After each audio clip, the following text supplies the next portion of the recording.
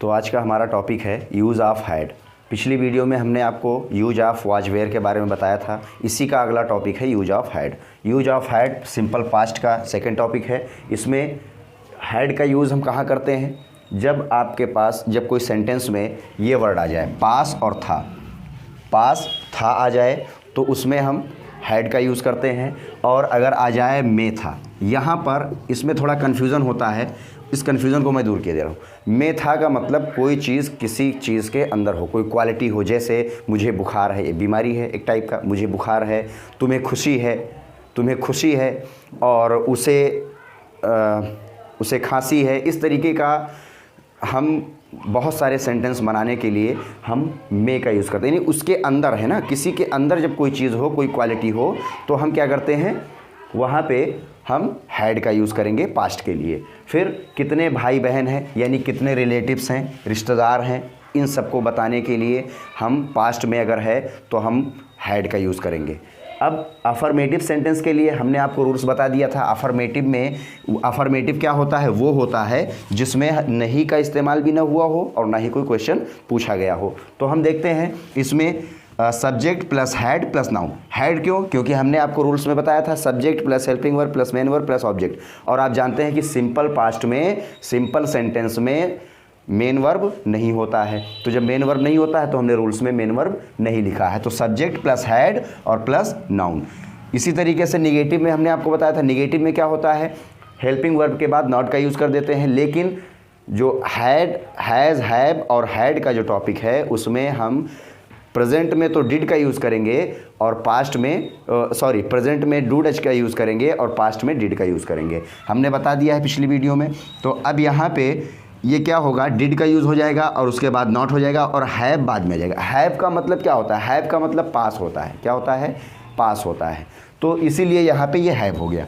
फिर इंट्रोगेटिव हो गया, आपका नॉट लगा दिया। उसके बाद निगेटिव आता है। निगेटिव में हमने बताया था निगेटिव दो तरह के होते हैं, एक फर्स्ट होता है, एक सेकंड होता है। फर्स्ट वो होता है जिसमें क्या, कब, कहाँ, क्या पहले आ जाए, वो क्या है, इंट्रोगेटिव फर्स्ट है। और जिसमें क्या, कब, कहाँ, पहले, यानी क्वेश्चन वर्ड बीच में आ जाए। कहाँ आ जाए? बीच में आ जाए। तो जब क्वेश्चन वर्ड बीच में आता है तो उसमें हम सेकंड वाला रूल्स यूज़ करते हैं। और इंट्रोगेटिव एंड निगेटिव मैंने बताया था, हम हेल्पिंग वर्ब को तो पहले लेके जाते हैं लेकिन नॉट अपनी जगह पे रहता है, नॉट को हम चेंज नहीं करते। तो जब हेल्पिंग वर्ब को पहले लेके जाएंगे तो हमारा क्या हो जाएगा, सब्जेक्ट के बाद नॉट हो जाएगा। उसी का सेकंड फार्मूला हम क्वेश्चन वर्ड पहले लिख के सेम अफर्मेटिव का फर्स्ट का फार्मूला यूज़ कर देते हैं।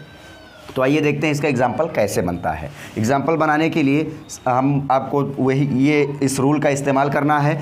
एग्जाम्पल है आपका, जैसे उसके पास घड़ी थी। उसके पास घड़ी थी। अब पास थी के लिए हैड का यूज़ करेंगे।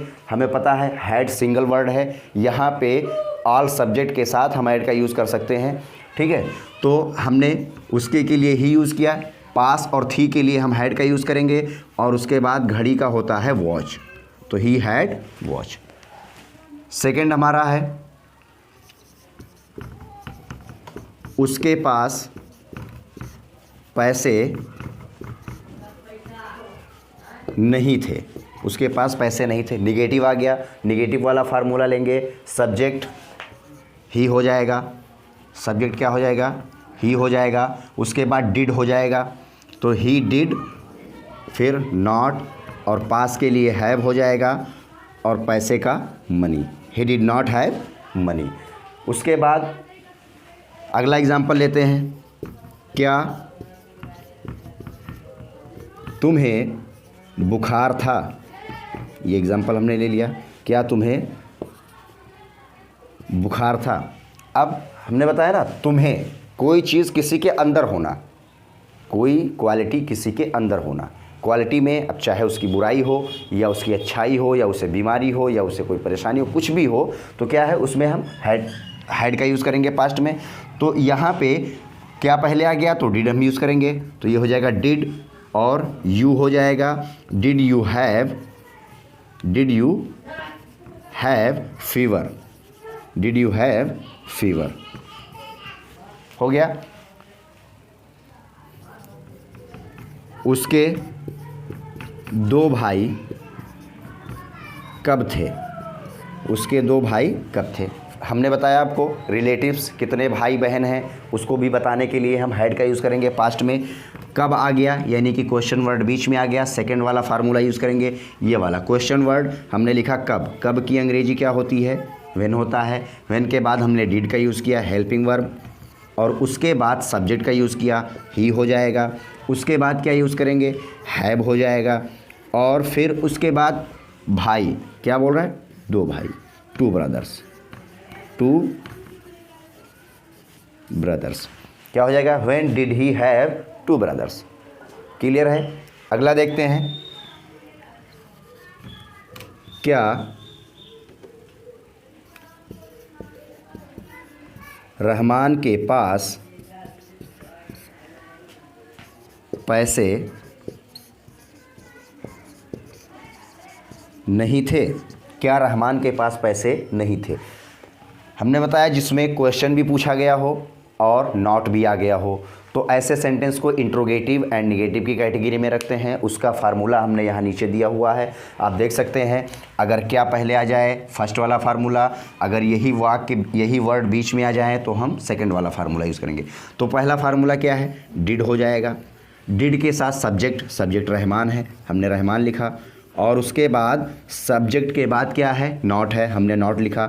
इसमें देखने के बजाय अगर हम फार्मूला पर ध्यान दें, इसमें देखने के बजाय अगर इसमें हम देखने के बजाय हम फार्मूला पर ध्यान दें तो बहुत ही आसान होगा, किसी भी वाक्य का ट्रांसलेट करने में, अनुवाद करने में बहुत ही आसान होगा। डिड रहमान नॉट हो जाएगा, और उसके बाद क्या हो जाएगा, हैव हो जाएगा। और उसके बाद क्या हो जाएगा, नाउन हो जाएगा। पैसा क्या है, नाउन है, तो मनी हो जाएगा। Did Rahman not have money. Clear है। और देखते हैं अगला एग्जाम्पल, रहीम के पास पैसे क्यों नहीं थे, क्यों नहीं थे, रहीम के पास पैसे क्यों नहीं थे। अब इसमें देखते हैं, वाक्य में क्वेश्चन वर्ड बीच में आ गया। जब क्वेश्चन वर्ड बीच में आ जाए और देखेंगे क्वेश्चन वर्ड भी दिया है, नॉट भी दिया है, तो क्वेश्चन वर्ड और नॉट अगर दोनों में दिया हो तो इंट्रोगेटिव एंड निगेटिव होता है। और इंट्रोगेटिव एंड निगेटिव का रूल्स सेकंड वाला ये देखो लिखा हुआ है। तो पहले क्वेश्चन वर्ड हम छांट कर लिखेंगे। इसमें क्वेश्चन वर्ड क्या है, व्हाई, क्या है, व्हाई, व्हाई हो जाएगा। उसके बाद डिड हो जाएगा, हेल्पिंग वर्ब में डिड हो जाएगा। सब्जेक्ट लिखेंगे रहीम, व्हेन डिड रहीम। उसके बाद नॉट लिखेंगे आप, फिर हैव लिखेंगे,